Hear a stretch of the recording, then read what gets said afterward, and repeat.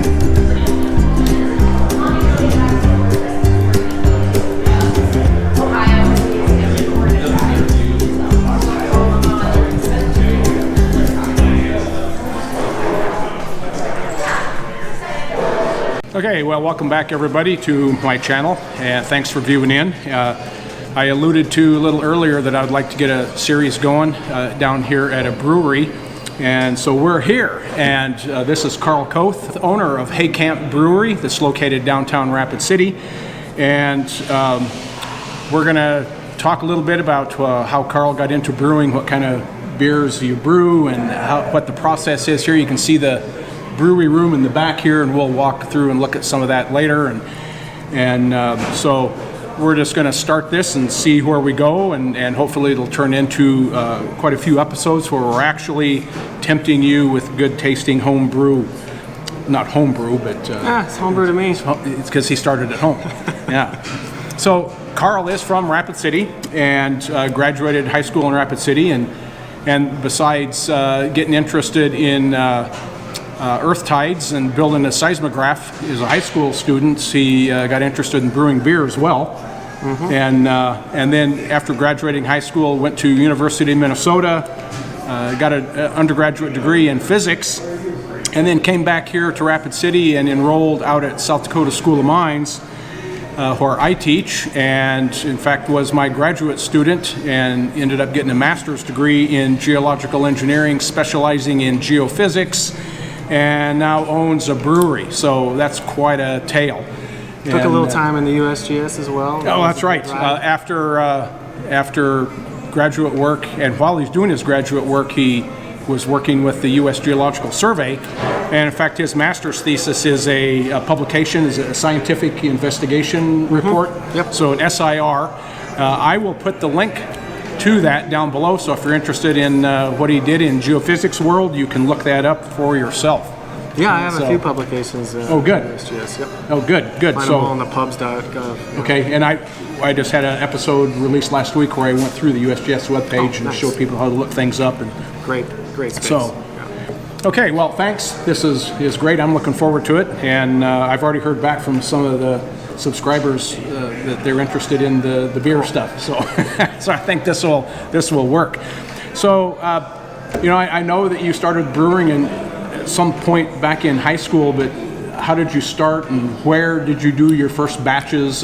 Well, I was working a construction job too, and the owner of that business, his son was in Boy Scouts with me. That's the connection. But so we saw each other outside of working too, and he was into brewing. So I bought my dad a beer kit, and we did some science together, because obviously the fermentation initially was like me doing science experiments. Right, crazy. Right. All right.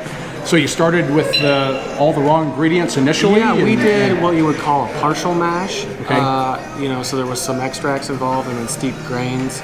A lot of people ask me how to get started, since I started as a home brewer. I highly recommend the kits and kind of working your way up and doing some steeping of grains, and then if you're really excited about spending money on home brewing, and starting doing all grain and working your way up from there. Okay. But you can make great beer just with the basic kits. It wasn't extremely expensive to get my dad a kit for a gift to put it together. Yeah. And so when you moved, so what was the volume of that initial? 5 gallons. 5 gallons, okay. Yep. So that's done in a pretty good glass batch. carboy. Yeah. Okay. And then in college, I moved up to a 15-gallon boil kettle. So I was doing multiple batches while, making sure I was lubricated. Right, right. Well, physics. I mean, what else can you say? So did you play around with multiple recipes initially, or kind of just start with one thing that you had something for? What I did, I think a lot of brewers probably do this, but I started out trying to clone beers I liked. Because I got into craft beer because I tried some different beers and was like, wow, this is something else other than just Budweiser. I suppose I'm a little lucky in that somebody was already interested in home brewing, and I was doing it as a science project and tasting that beer. You know, my folks just drank regular domestic whatever that was available, and then as we progressed into that, I was like, wow, there's a lot of opportunity out there for new flavors, new experience with food. I don't know if you are a beer and food pairing is something that you've tried to do, but that's fantastic. You can really find your way around other flavor profile. So it's a long route to just enjoying the experience of beer. I guess that's kind of where I'm drifting off with this. Yeah, good. That's cool. Yeah. And then when you graduated from that, I remember years back, maybe pretty soon after you started at school, you rented a space in a place downtown where you had like a 50-gallon or 100-gallon or something. So that was where the brewery started. So Sam, I had two business partners, two Sams actually, that started with me originally. So Sam had that place that we started, and that was kind of like our workshop and space. I was brewing at home out of the garage, so everybody was happy to get that moved out of there, and we started doing it there. And then we moved into the Creamery Mall. Second and Main. So that was our original location for the first 3 years. We had a very small 1.5 barrel brew house there when we started, and then we moved up to a 3 barrel brew house that was direct fire, which we brought over here with us. We moved in 2016, but now as of last year, we moved up to a 7 barrel steam brew house. So this is a barrel. Right here? That's an oak barrel. That's a whiskey barrel, so that's 54 gallons. A beer barrel is 31 gallons. So those are half barrels, so 15 and a half each. So a single barrel. But that's just kind of a nomenclature. You know, the actual boil kettle itself is 12 barrels because you got to have headspace to get your foam, everything going on. So that's those steel tanks back there. The furthest back ones would be the brew house. Okay. These are fermenters up front. We could take a look at those in a later episode. Or sure. Yeah. So you heard it. He said we can go back there at a later episode, so let's get the comments going here. Let him know. We'll get it set up for a little tour. Okay, so this is Dunkel Billy. This is Dunkel Baby Billy, is what Dunkel Baby Billy. If you will take that. Yeah, it is a German dark lager after the Dunkel style, and it has a nice smooth malt profile, a little bit of roasted kind of toasty malt character to the finish. Very low bitterness, very smooth, very easy drinking for most. So Dunkel is a style. Yes, it's a German style beer. It's a dark lager. Okay. Better have a Prost. Give it a shot.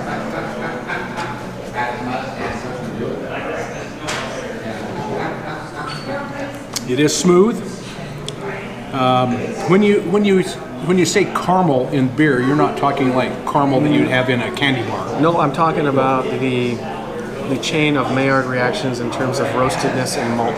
So base malts will be very lightly roasted, pale in color, to like a roasted barley will be extremely dark colored and will impart, even a few pounds will impart a pretty dark color. There's just a 1.5, maybe a few percentage points of roasted barley in here to give it that dark color. So the color comes from the barley. Yep. So that's the darker colors, more caramel. Yep. Okay. And then what other flavors are in here? Well, like I said, I really like the roasted barley doesn't come through in as a strong roasted flavor, but more as a toasted kind of almost chocolatey finish to me. Okay. There is a little bit of pale chocolate malt to boost that up. Then a caramel malt, I use it's called a double roasted caramel, so it's a special one from I think they're English, crisp maltster. Okay. That they use a roasting process to give you more of that toffee and caramel sweetness out of the malt to add to the body of this beer. And then I use Pilsner and Munich malts as the base, and those are also actually German derived. Now this is chilled. I mean, this is I don't know what temperature it is, probably low 40s. This is should be coming out of there at like 40, 41 probably. 40, 41. So I had always thought that like European beers were warm. Well, I used to serve stuff warmer. You know, there's advantages is you get to taste more of the flavors. Disadvantages are when you're trying to hold different styles of beer, like the lagers, which asks for a cooler temperature, it becomes more of a logistical issue. I know a lot of, most places in the United States that you're going to go to are going to have their cooler down at like 35, which I think is way too low for beer. Yeah. Because you're going to subdue the malt flavor and bring out the hop bitterness. I think a lot of people notice that. Because they'll take the first sip of a beer without having had time to warm up to an appropriate temperature, and they won't get any of the sweetness. They'll get all of the bitterness, and that is the play of what's going on in beer, is balancing sweet and bitter profile. Right. Yeah. Interesting. I never heard that. So it is. Sometimes we haven't done it as often. I'm going to do it again for Black Friday. We got an event coming up, an all black beer takeover, but I'm also going to put our firkin on the table, which is served off a beer engine. So the cask is sitting on the table, and we just pump it right out of there. And it's below room temperature. It's probably in the 50 to 60 degree range, but it's just really, it makes it silky smooth and like velvet. It's a totally and this is different. Black Friday. You're doing this? Yep. We'll have a total black beer takeover. We'll have Russian Imperial Stouts, barrel aged stuff. We're having a music show. It'll be a whole. So you're open all day then, and We open at 3.